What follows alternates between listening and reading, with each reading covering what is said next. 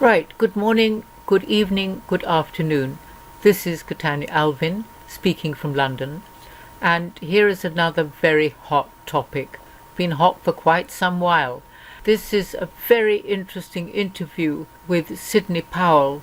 Guilty until proven innocent, Muller upends rule of law in final appearance, which was really pretty shocking. I think has been seen for what it is, him just trying to keep the pot stirring of dirt against President Trump. So thank you everybody for subscribing. Please remember to press the subscribe button and ring the bell. And also thank you for anyone that has donated, and thank you very much for your comments. There have been some very deep and very informative comments and some links being sent, and thank you all for those. There's also, I want to point out, look in the description box, because in there I've already got one thing that will actually help people increase their money. So if you want to increase the money that you have coming in, it's a very good opportunity. So here we've got Muller, and now we're going to go into this interview with Sidney Powell. About the intent of his statement. In the eyes of former Texas prosecutor Sidney Powell, Mueller's words stood the rule of law and presumption of innocence on their heads. This is American Thought Leaders, and I'm Yanya Kellick. Today we sit down with Sidney Powell, who is author of License to Lie, Exposing Corruption in the Department of Justice. She was lead counsel in more than 500 appeals in the Fifth Circuit, and she's ranked by her Texas peers as a super lawyer. We discussed the implications of Special Counsel Mueller's May 29 press conference, the recent DOJ decision to not prosecute a serial leaker, corruption in the DOJ in general, and what can be done to correct it. Sidney Powell, wonderful to have you on American Thought Leaders. Wonderful to have you back. Thank you. It's a pleasure to be with you. You are the author of the book License to Lie, Exposing Corruption in the Department of Justice. And you wrote this book in 2014, maybe long before there was such an over-knowledge that there is corruption. Makes you an expert on these issues. Recently, Special Counsel Mueller tendered his resignation, did a press conference. A lot of people have a lot to say about that. I'm sure you do. What are your thoughts? I was extremely disappointed in Mr. Mueller's press conference. And yes, I published the book hoping to put an end to the corruption in the Department of Justice so people could see what was going on.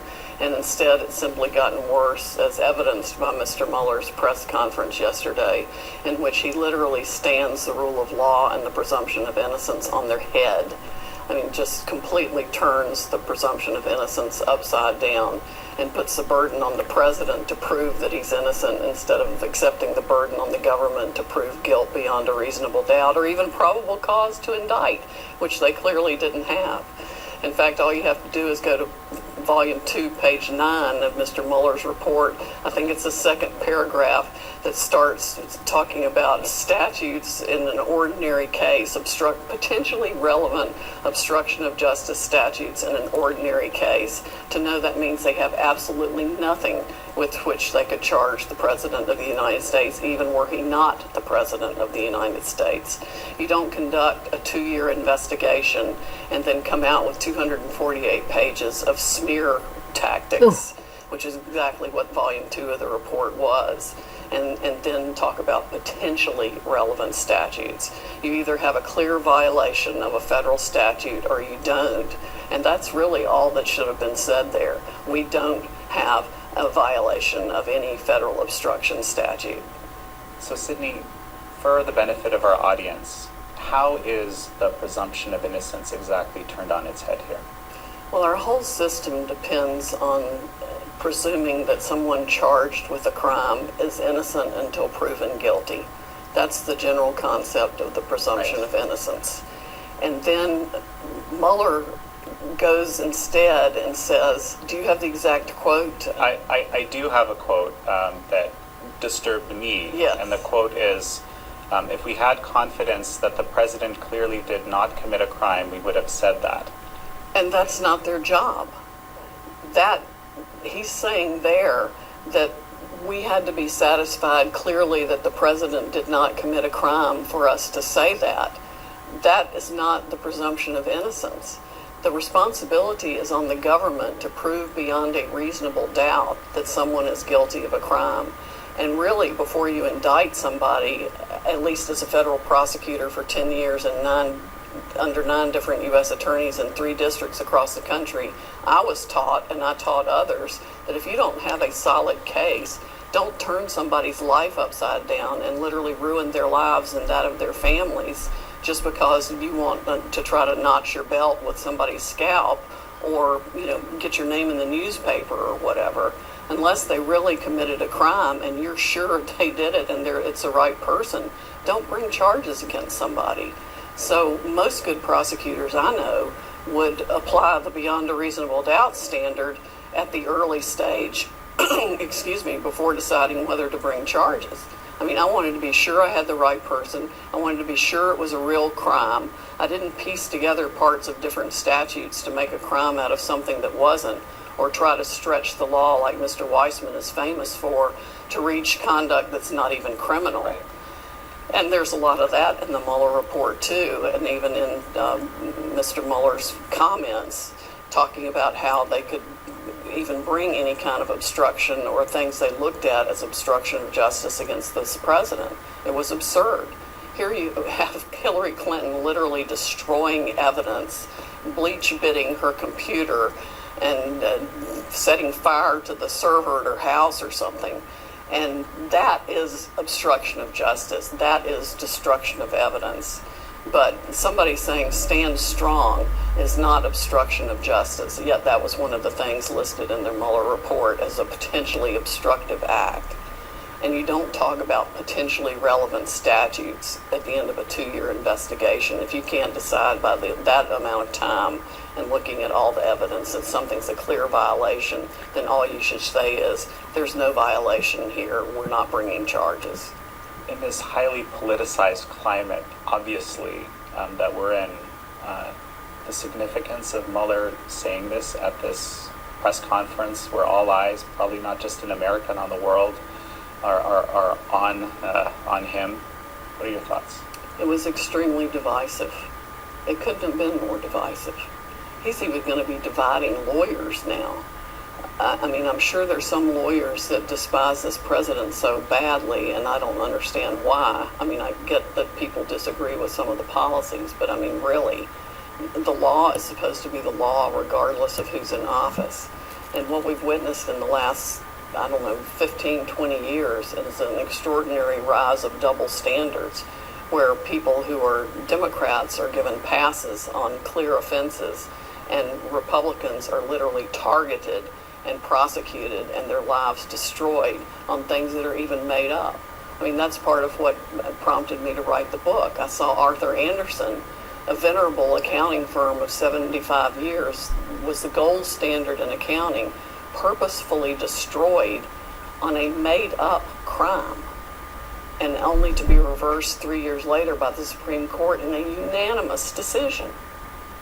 And people want to talk about Andersen as if the only issue were the jury instructions eliminating criminal intent, which was bad enough. But the real offense in Andersen was the drafting of the indictment that pieced together parts of 2 different statutes to make a crime out of something that wasn't, and the deliberate destruction of the firm knowing that that's what they were doing, and the 85,000 jobs that went with it. So was that a politicized situation? Was that the reason that this happened in your view? I think it was. So this was kind of the beginnings of what we're seeing more of these days. Yes. Partisanship in the. And that was the Bush Department of Justice. But they authorized the destruction of Andersen, knowing that it was going to deal Andersen the death penalty. Andersen represented 2,500 publicly traded companies. And so they sealed the indictment for a week while they worked behind the scenes to avoid upheaval in the markets, because they knew as soon as they unsealed it, Andersen was dead. So, a number of, Democratic, Kamala Harris, a Democratic presidential candidate, number on the Democratic side are saying, well, basically he was telling us we should impeach. Is that how you read this? Oh, I think it's perfectly acceptable for them to read it that way. I think he was throwing red meat to the Democrats, yes. I thought he was doing that in Volume 2 of the report. I think that's what the entire Volume 2 of the report was about. One of the things that made it seem so political, that and the fact he did it at all and said anything other than, I've issued my report. If you want to know what I think about it, it's all in the report. That's literally all he should have said. And also to say that he's not going to testify, he's not going to say anything that wasn't in his report. Well, number one, he's already done that. He said something that isn't in his report, and he did it in a public setting, not under oath. The whole thing appeared so choreographed, staged, scripted, whatever you want to call it, for the media. And in a situation where he refuses to answer any questions, it just does not hold water as anything other than a political scam. But such a good speaker, so clear in her thinking, so knowledgeable. We're only a third through it, so I will put it in the description box.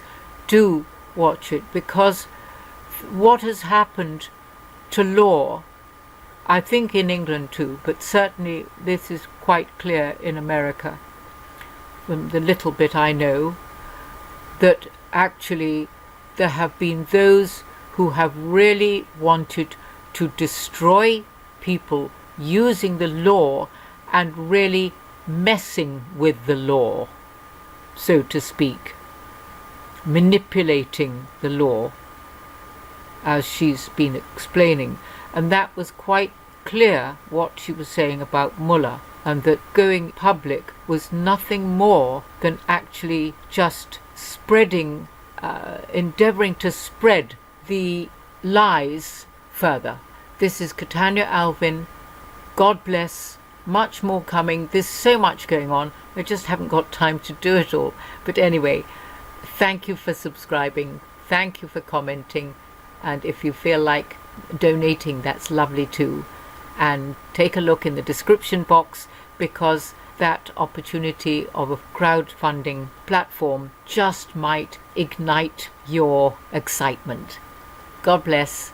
This is Catania Alvin signing off. Bye bye.